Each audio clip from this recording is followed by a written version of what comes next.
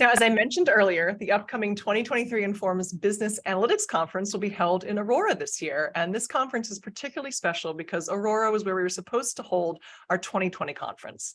I, for one, have never been to Colorado, but have heard that it's pretty magical. What are some highlights about the area that you could share with attendees? Maybe some don't miss sites or activities for any conference downtime? Great.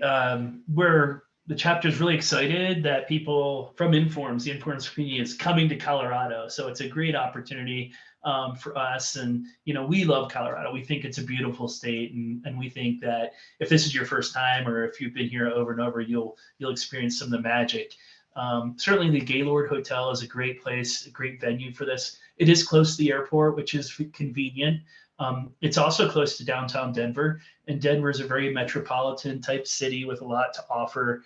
I'd also encourage attendees to explore the areas outside of Denver. And for example, we call it the Front Range of Colorado. And if you haven't been to Colorado, you'll realize that Colorado is part of the state is plains. And so the Gaylord will be on the Great Plains that meet up against the Rocky Mountains. And then you'll see the beautiful Rocky Mountains from there. And which means that you'll have great views, but it will also be very enticing because then you'll be like, oh, how can I explore? And so all up and down the Front Range, which is the area where those Great Plains hit the Front Range or to hit the mountains, is great opportunities to do things like there's plenty and a very high concentration of craft breweries in that part of Colorado, wineries.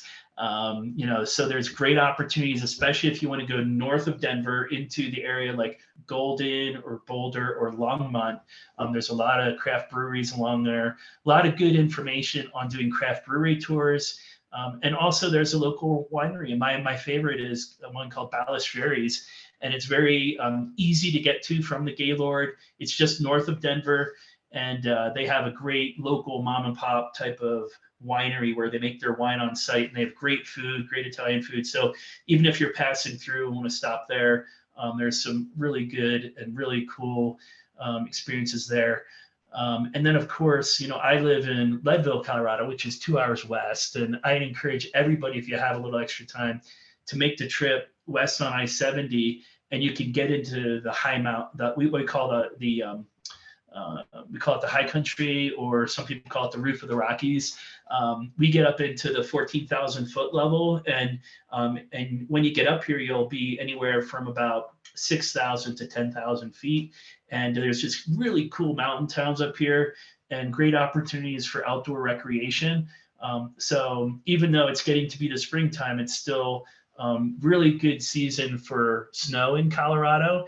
And so our ski resorts are very they're busy, but they're great opportunities to go skiing at the resorts. Or if you want to strap on some snowshoes or cross-country skis, there's some great opportunities to get on the trails, or those could be groomed trails or they could be backcountry. And then if you do get up here into the high country, there's plenty of these cool mountain towns that have like hot springs, live music on the weekend, great food. And so you can play outside for a bit and then come inside or go into a hot springs and just chill. So if you're able to stay for a little bit longer, I definitely encourage you to get up here into the high country. And if you have just a little bit of time, explore the Front Range and definitely plan it out. There's tourism is one of the highest industries in Colorado. So there's a lot of great information out there online. And I'm sure there'll be people local who will be there that can also help give you referrals.